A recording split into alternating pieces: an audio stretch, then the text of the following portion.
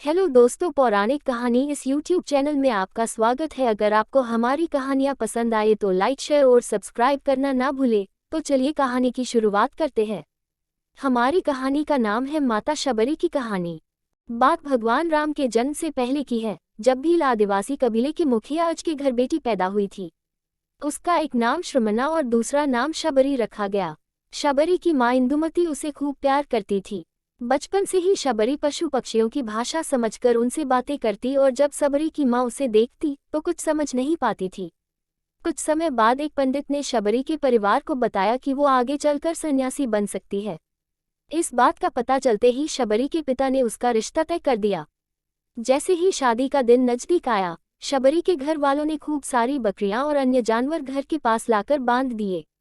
एक दिन शबरी का माँ जब उसके बाल बना रही थी तो उसने माँ से पूछा, इतने सारे जानवर हमारे घर क्यों लाए गए हैं?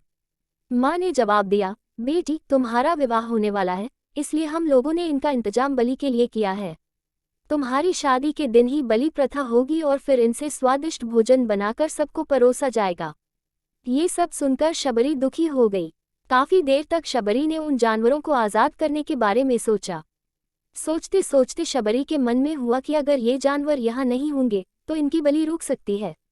ऐसा नहीं हुआ तो मेरे घर से कहीं चले जाने पर ही यह बलि रुकेगी। जब मैं ही नहीं रहूंगी तब न विवाह होगा और न ही बलि प्रथा। इससे मासूम जानवर बच जाएंगे। इसी सोच के साथ जानवरों को रखी गई जगह पर शबरी पहुंची। उसने सोचा कि उन्हें खोल देती हूँ, लेकिन वो ऐसा नहीं कर पाई। उसके बाद शबरी जंगल की तरफ भागने लगी। भागते भागते शबरी ऋषिमुख पर्वत पहुंच गई। वहां करीब 10,000 ऋषि रहा करते थे। शबरी को लगा कि वो भी इसी जंगल में किसी तरह ऋषि मुनियों की सेवा करके अपना जीवन जी लेगी। वो चुपचाप उसी जंगल में एक हिस्से में किसी तरह से रहने लगी। शबरी रोजाना ऋषि मुनियों की झोपड़ी के आगे झाड़ू लगाती और हवन के लिए लकड़ियां भी लाकर रख देती। ऋषि मुनियों को समझ नहीं आ रहा था कि जंगल में उनके काम अपने आप कैसे हो रहे हैं। एक दिन शबरी को किसी ऋषि ने देख लिया। उसे देखते ही उसका परिचय पूछा। जैसे ही शबरी ने बताया कि वो भील आदिवासी परिवार से संबंध रखती है तो उसे ऋषियों ने खूब डांट लगाई। शबरी को इस बात का बिल्कुल भी पता नहीं था कि उसकी जाति छोटी है और उसे ऋषियों द्वारा जाति की वजह अपमान सहन करना पड़ेगा। इतना सब होने के बाद भी शबरी हर ऋषि मुनि के दरवाजे पहुंचती और उनके आंगन में झाड़ू लगाकर उनसे गुरु दीक्षा देने के लिए कहती। हर कोई शबरी को उसकी जाति की वजह से अपने आश्रम से भगा देता था। ऐसा होते होते काफी समय बीत गया। उसके बाद शबरी मतंग ऋषि की कुटिया में पहुंची। वहां पहुंचकर मतंग ऋषि को शबरी ने बताया कि वो उनसे गुरु दीक्षा लेना चाहती है। उन्होंने खुशी खुशी उसे अपने गुरुकुल में रहने दिया और भगवान से जुड़ा ज्ञान देते रहे। शबरी ने भी अपने गुरु मतंग ऋषि की सेवा करने में कोई कसर नहीं छोड़ी। वो गुरुकुल के भी सारे काम करती थी। शबरी से खुश होकर मतंग ऋषि ने उसे बेटी मान लिया था। समय के साथ मतंग ऋषि का शरीर बूढ़ा हो गया। उन्होंने एक दिन शबरी को अपने पास बुलाया और कहा, बेटी, मैं अपना देह त्यागना चाह रहा हूँ। बहुत साल हो गए इस शरीर में रहते रहते।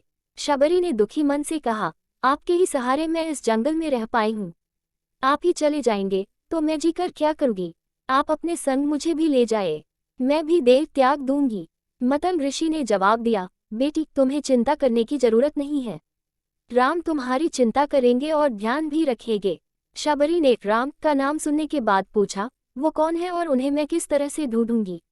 मंतग ऋषि ने बताया, राम कोई और नहीं भगवान है। वो तुम्हें सारे अच्छे कर्मों का फल देंगे। तुम्हें उन्हें ढूंढने की कोई जरूरत नहीं है। वो एक दिन खुद तुम्हें खोजते हुए इस कुटिया में आएंगे और तुम्हें उनके हाथों ही मोक्ष मिलेगा। तब तक तुम इसी आश्रम में रहो। इतना कहते ही मंतग ऋषि ने अपना शरीर त्याग दिया। शबरी के मन में मंतग ऋषि के जाने के बाद से एक ही बात थी कि भगवान राम स्वयं उससे मिलने आएंगे। वो रोज भगवान राम से मिलने के लिए बाग से अच्छे अच्छे फूल लाकर पूरा आश्रम सजाती और भगवान के लिए बेर तोड़कर लाती। भगवान के लिए बेर चुनते हुए शबरी उन्हें चख लेती थी ताकि भगवान वो सिर्फ मीठे बेर ही दे। रोजाना शबरी इसी तरह भगवान के दर्शन की आस में फूल और बेर इकट्ठा करती रहती थी। इसी तरह इंतजार में कई साल बीत गए। शबरी का शरीर एकदम वृद्ध हो गया। एक दिन आश्रम के पास के ही तालाब में शबरी पानी लेने के लिए गई। तभी पास के ही एक ऋषि ने उसे अछूत कहते हुए वहां से भागने के लिए कहा और एक पत्थर मार दिया। वो पत्थर जब शबरी को लगा तो उसे चोट लगी और खून बहने लगा। बहते हुए खून की एक बूंद उसी तालाब के पानी में गिर गई। तभी पूरा तालाब का पानी खून में बदल गया। ये सब होता देखकर ऋषि ने शबरी को ही डांटा और कहा कि पापीन, तुम्हारी वजह से पूरा पानी खराब हो गया। रोज ऋषि उस पानी को साफ करने के लिए अपनी कई तरह की विद्याओं का इस्तेमाल करते। कई सारे जतन करने के बाद भी कुछ नहीं हुआ। फिर उन्होंने गंगा जैसी कई पवित्र नदियों का जल भी उस तालाब में डाला, फिर भी तालाब का पानी साफ नहीं हो पाया और वो खून जैसा ही रहा। कई सालों तक तालाब के पानी को साफ करने की कोशिश के बाद भी कुछ काम नहीं आया, तो ऋषि ने थककर सब कुछ छोड़ दिया। इस घटना के कई सालों के बाद भगवान राम अपनी पत्नी सीता के हरण के बाद उन्हें ढूंढते हुए उसी तालाब के पास पहुंचे। ऋषि मुनियों ने उन्हें पहचान लिया। भगवान को वहां देखकर ऋषियों ने तालाब का पानी साफ करने के लिए भगवान को अपने पैर उसमें डालने के लिए कहा, लेकिन पानी जैसे का तैसा ही था। ऋषि मुनियों ने भगवान से भी कई अन्य जतन करवाए, लेकिन वो पानी जस का तस खून जैसा ही रहा। तब भगवान ने ऋषियों से पानी के रक्त में बदलने की कहानी पूछी। तब ऋषि ने शबरी को पत्थर मारने वाली सारी बात बता दी। उसके बाद कहा कि वो महिला ही अपवित्र है, छोटी जात की है, इसलिए ये सब हुआ है। उसी वक्त भगवान राम ने कहा, ये सब आप लोगों के खराब वचनों से हुआ है। शबरी को इस तरह के शब्द बोलकर आप लोगों ने उसे नहीं, बल्कि मेरे दिल को घायल किया है। इसी घायल दिल के रक्त का प्रतीक ये तालाब का लाल पानी है। आगे भगवान राम बोले, कहा है वो माई, मैं उनसे मिलना चाहता हूँ। तब तक शबरी उसी तालाब के पास पहुँच जाती है। इस दौरान शबरी के पैर को ठोकर लगती है और कुछ भूल उस तालाब में गिर जाती है। तभी सारा पानी साफ हो जाता है।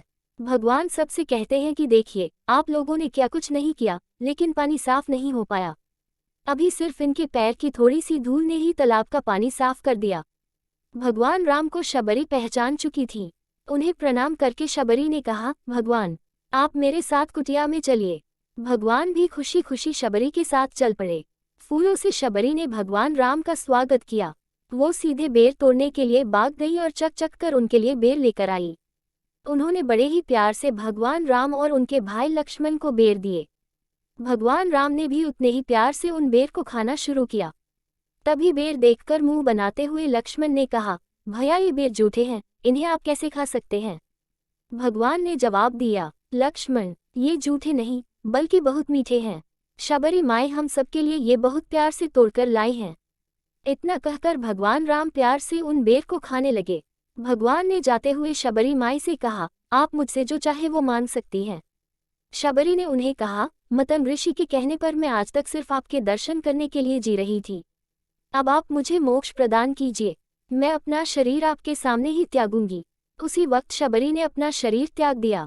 भगवान राम ने अपने हाथों से उनका अंतिम संस्कार किया और सीता माँ की खोज में आगे बढ़ गए। इस तरह से ऋषि मतम की बात सच साबित हुई और शबरी को भगवान राम के दर्शन भी हुए। तभी से भगवान राम को शबरी के राम भी कहा जाने लगा। कहानी से सीख, सच्ची श्रद्धा हो तो भगवान के दर्शन जरूर होते हैं।